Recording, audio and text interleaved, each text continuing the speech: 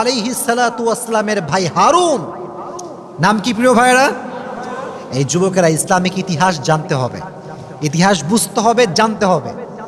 আমার পুরো রিসার্চ আমি তোমাদেরকে আধা ঘন্টায় শেয়ার করছি।